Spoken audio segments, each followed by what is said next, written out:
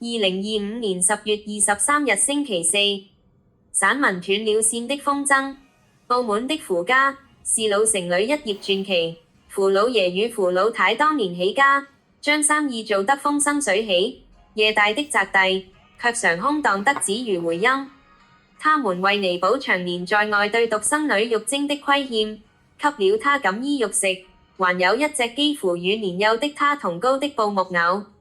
那木偶有張堪絕的笑臉，一身錦緞衣裳，成了玉晶接如着說心事的唯一聽眾。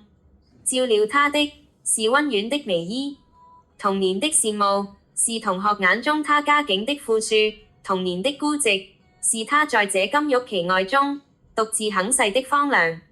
她想要的不過是父母一個真實的擁抱，而非木偶冰涼的布棉。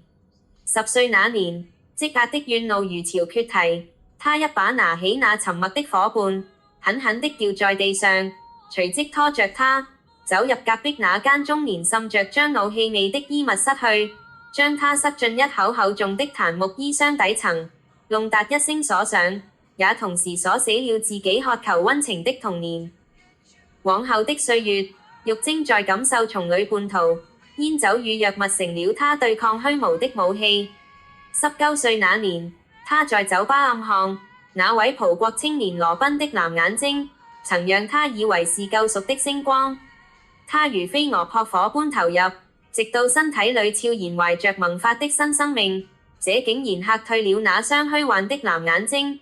羅賓一轉身便消失得無影無蹤，如露如電。未醫的憂心換來符老爺夫婦震怒後的安排。家族的聲譽重於一切，玉晶被送至香港的私家醫院去，由微醫相伴。那腹中的胎兒於他而言是恥辱，是負累。他在病房冰冷的地面上瘋狂地跳躍，彷彿如此便能將這血肉的牽絆如當年拋棄木偶一般，徹底甩脱地掉在地上。然而生命一旦扎根，便頑強得令人心驚。醫生冷靜的診斷更如雪上加霜，因他濫藥，胎兒恐有先天性的疾病。7個月時，孩子急急來到人間，降生的過程卻是一場劫難。嬰兒的頭顱被卡住了，短暫的缺氧在他未來的人生路上投下了長長的陰影。生理與智力的發展遲緩，成了醫生的斷語。玉晶望着那孱弱的小臉，心中無愛亦無恨，只如一片疲憊的茫然。他為他在出世紙上填下了負心人3字，同音是給負心人的一個怨恨。終於像是完成了一個儀式，便將他留在香港，交由微醫費心照顧，自己卻返回澳門，重新沉入那片混噩的霧海裏去。心人在微醫的看顧下長到2-3歲，最終被送入屯門的兒童之家裏去。微醫則留在香港，風雨無阻地去來探望他，成了這孩子灰白天地裏唯一一抹溫暖的顏色。心人被確診為智力與語言發展遲緩，他無法清晰地喊一聲媽媽，只會用他純淨卻困惑的眼望着這個世界。那日，兒童之家的草地綠得耀眼，微醫帶着心人放風箏，風很好，風箏高高地飛上天。心人興奮地找着微醫的衣角，發出呱呱的模糊而焦急的音節，混雜着那聲所有孩子最本能的呼喚聲媽媽。就在此時，一陣狂野的寒風掠過，線啪的一聲地斷了。那風箏頓時失了憑藉，在空中倉皇地翻滾了幾下，便義無反顧地隨風遠去，飄到天邊一個渺茫的黑點裏去。心人仰着頭，悃悃地看着那終將消失的自由，驟然爆發出撕心裂肺的大聲痛哭，哭聲穿透午後的陽光，也穿透了維多利亞港的海風。也就在那一瞬，澳門的玉晶正從一場宿醉中昏沉醒來。窗外是熟悉的街景，他卻彷彿聽見極遙遠極遙遠的地方有一個小男孩震顫的哭聲，直直鑽入他心窩，讓他莫名地一陣絞痛。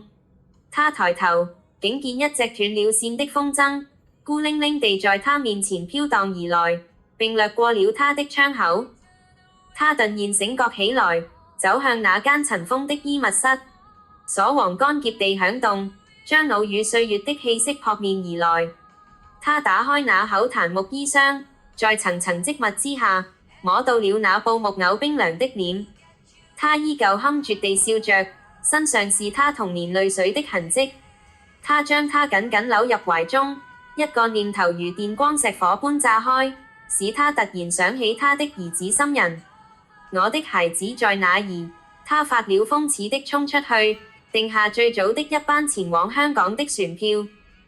當他氣喘吁吁地趕到兒童之家那片草地時，暮色已開始四合，未醫還未離去，正輕拍着遊在秋葉的心人。那孩子小小的身影，在蒼茫暮色裏顯得如此無助。玉晶一步步走近，淚水模糊了視線。他顫抖着伸出手，將那柔軟而幼小的身軀緊緊地擁入懷中。懷中的心人與記憶中那布木偶的觸感離奇地重疊，卻有住真實的生命的溫度。這一刻，隔絕了20多年的母性，如同解凍的春潮，洶湧而出。他抱着他無辜受難的孩子，發出了壓抑半生的凍哭的悲音。風停了，斷線的風箏不知落於何處，而另一條血脈的線，玉晶卻在這一抱的溫熱裏重新的繫上。玉晶抓着人風的小手，不再讓他飄走了，並說：媽媽再買給你啊，傻孩子，不要哭啊。此時眉姨眼裏泛着淚光，很安慰地微笑了一下，便說：好了，我們一起回澳門去。有時候，人就是因為缺乏了信仰，便對生活失卻了方向。幸好玉晶在最終也緊握了心人的小手，不再審論下去，負起了做母親的天職。全篇文章配樂《Woman in Love》。